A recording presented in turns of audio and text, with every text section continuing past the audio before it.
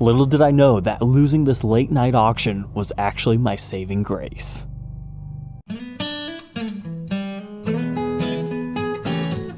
Welcome back, Troglodytes, to your daily dose of guitar information, the Trogly's Guitar Show. I've got a real humdinger of a story for you guys tonight, but first we need to do a little bit of history.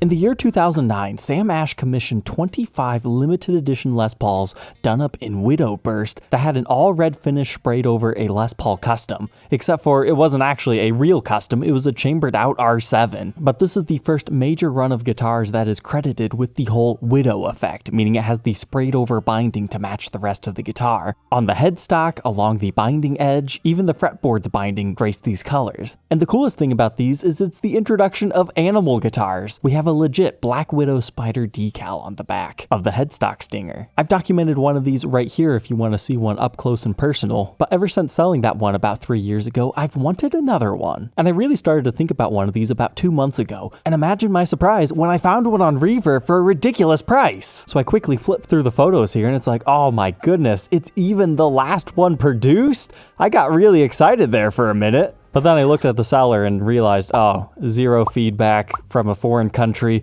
This is one of those Reverb scams that we've been talking about. Man, those things are just getting vicious lately. They've been hijacking accounts that have like a decent amount of feedback and doing it now too. Be very careful buying late at night and early in the morning on Reverb. Check out this video for more information.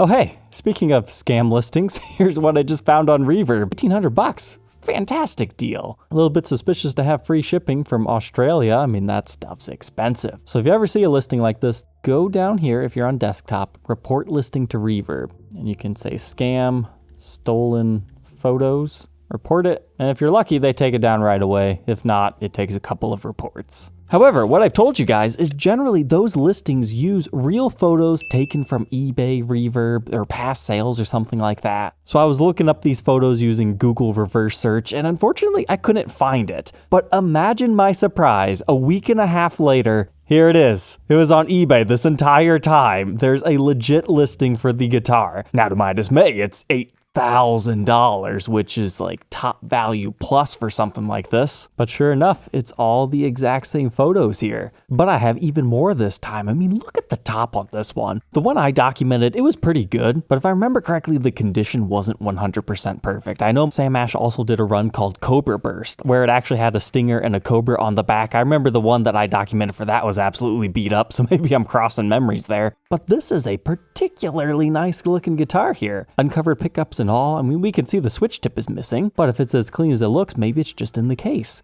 We've got the COA that correctly reads LPR7 Black Widow. It truly is the last number of the batch. So did they save the best one for last? I don't know. It kind of looked like it. It even appears it has all the case candy. This is like exactly what I'm looking for. Cool serial number, great condition. It's a weird oddball model that I'm particularly attracted to. I wanted this guitar. However, I didn't quite want it $8,000 bad. And despite being for sale by somebody that has very reputable feedback, I figured it probably would not sell. And I was not incorrect with that. 0 bids. So after that happens, there's 2 different things. The seller can either reduce their price and relist it, or they just keep listing it for the same price until somebody buys it. This is one of those smart sellers or slightly more motivated sellers. It went down $1,000. So now I'm thinking, all right, $7,000, that's starting to get to that point where it's like, maybe, because it's got the special serial number. But I decided to take a risk and let it play out because there was relatively short auction times on these, just a couple of days if I remember correctly. So I go about my normal business and once again, 0 bids. But then the next time it gets listed, it's $6,000. Now it's at this point where I was like, $5,000 is it's an absolute steal. I'm buying this type of deal. So I was kind of thinking about messaging the seller going, hey, you know, if it's ever gonna be this amount, let me know. But then to my dismay, somebody put a bid on it like almost instantaneously for $6,000. So it's like, all right, yep, we finally hit that point. So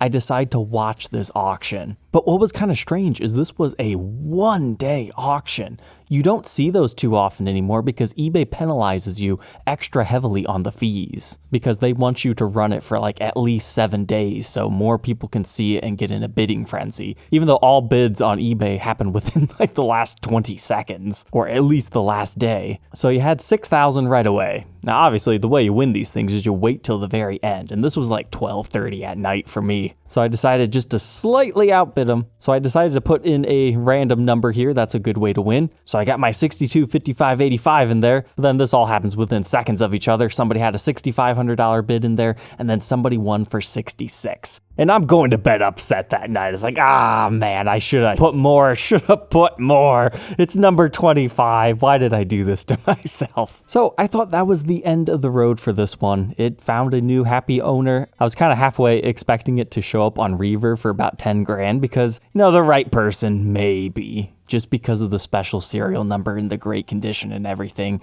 This is a truly historical piece that's probably not appreciated enough yet, but give it another 20, 30 years, maybe we'll see. So I move on with my life. But then, 3 days later, I get an email forwarded TJ's stolen rare synths. And it reads, "Hey Austin, it's Adam here in Chicago. Longtime viewer of the show, and I guess he tried to sell me a silver streak at one point in time. Yeah, I remember that one." So, one of his friends named TJ is a higher up at Sam Ash and recently had his studio broken into and had all his gear stolen. That seems to be happening way too frequently. We just talked in this episode, another large collection that got stolen, that they're slowly piecing all the things together again. So apparently most of this is like synthesizer stuff. He didn't think I'd be able to help, but then, oh my goodness. He had a rare Les Paul Widow stolen also. It's at that point where I put two and two together. Sam Ash, rare Les Paul Widow. And then I look down here into these photos. It's like, oh my goodness, that is a beautiful Widow. I feel bad for this guy.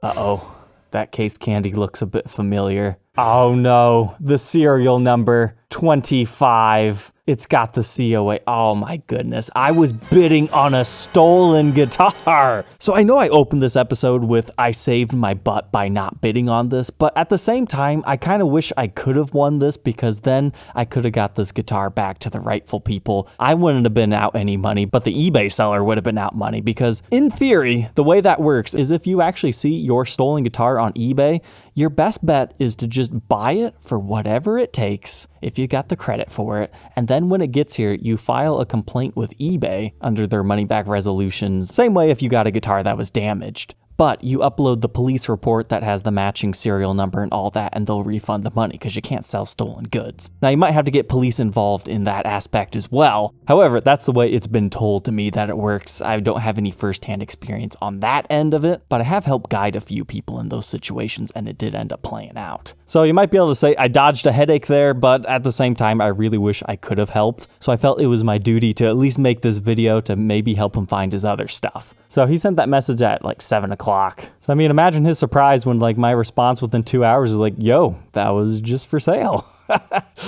So he sent that to a detective on the case. I'm not sure whatever happened after that, if he ended up claiming it back, because now it's a little bit difficult. However, Mr. Detective on the case, we've got that seller's profile here. I'm blurring his name out in this because I don't want people to harass him. Is he the guy that stole it? Probably not. However, some of his listing practices were a bit suspicious trying to move it so fast. But let's face it, somebody who's trying to move stolen gear does not post photos like these that clearly show you the serial number and shows you the COA. And maybe he just didn't know how much to really post it for. So, every time you go down $1,000 until you get a bite. That all works out perfectly. I want to be abundantly clear. I'm not saying the seller stole this. However, what's interesting here is we actually have feedback from the person who bought it. It's somebody that's used eBay a lot. Unfortunately, we don't have access to the buyer's name, but that does show it was shipped and this guy has it. So, hey, man, if you're watching this, it's stolen goods. You should probably return it to the eBay seller or give it up to local authorities and get your money back from the eBay seller, and then hopefully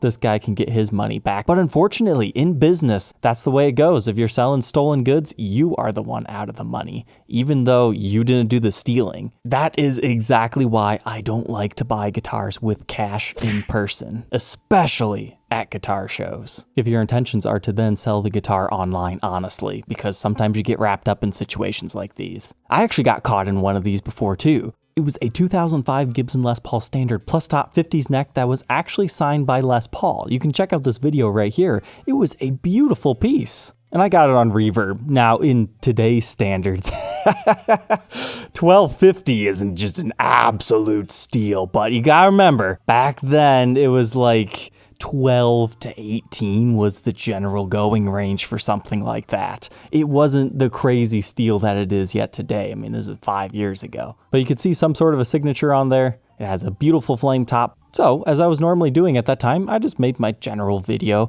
Now, at that point in time, I tried to erase the to blah blah blah and just leave Les Paul's signature on it. But then I'd gotten a comment that said, hey, this is stolen. And that original comment has been deleted because first they thought I was the one that stole it and they were upset I was trying to erase the signatures and stuff. But then later those comments were taken off and then they're like, hey, thanks for all that. So I contacted the shop, I sent it back, but unfortunately, I don't know if the shop ever returned it to him or whatever happened to that. I never got closure on that. I just know I returned a beautiful Les Paul. So anyways, that's why I say it's better to buy with some sort of a buyer protection and you have a paper trail on it. When it's cash in person, Craigslist type stuff, when it comes to high-end guitars, sometimes it's just worth paying a couple $100 extra if you don't know the person you're buying from. Because you can call the serial numbers in and see if they're on a stolen list, which is a good thing to do, but say it gets reported later on.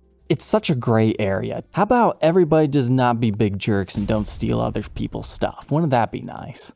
So anyways, Black Widow guy, if you want it, yeah, let's get it back to its rightful home. It makes so much more sense knowing that the last one, being so nice and collector condition, belongs to a high-up Sam Ash executive, and I think he deserves to have that guitar back. Other things that have been stolen, there's a nice little Excel spreadsheet right here. I don't know enough to comment about any of the synthesizer stuff, but it does appear we have serial numbers, and I highly suggest anybody who's watching this that has more than, a couple of guitars, do yourself a favor and write all your serial numbers down. Take a second to take like 2 or 3 pictures of your guitars, just have them in a nice Excel spreadsheet, just in case, heaven forbid, something happens. Whether it be theft, fire, or anything like that, you are going to need serial numbers and proof that you own the guitars. I know Reverb has a collection feature if you feel comfortable using that. That could also be used in place of this if you just store your serial numbers and photos in there. But we've got some Moogs, Syntons, some other things that don't necessarily have serial numbers, which will make it kind of hard to track down because you don't know one from the other unless there's a personalization on it. But yeah, if you've run into any of this stuff, feel free to let me know. I can forward you to the person. But the only other guitar that was stolen is a 1989 Fender Stratocaster Plus, Seafoam Green. These aren't particularly crazily expensive guitars, but they are really nice. So it'd look something similar to this one. So I guess keep your eyes out for something similar to that with the lace sensor pickups that are stock. You can check out this review and demo if you want to learn a little bit more about that series. Alright, Troglodytes, I hope you enjoyed tonight's tale. Don't forget to like, comment, and subscribe. Keep your eyes out for stolen things, and we will catch you tomorrow on the next episode. Take care.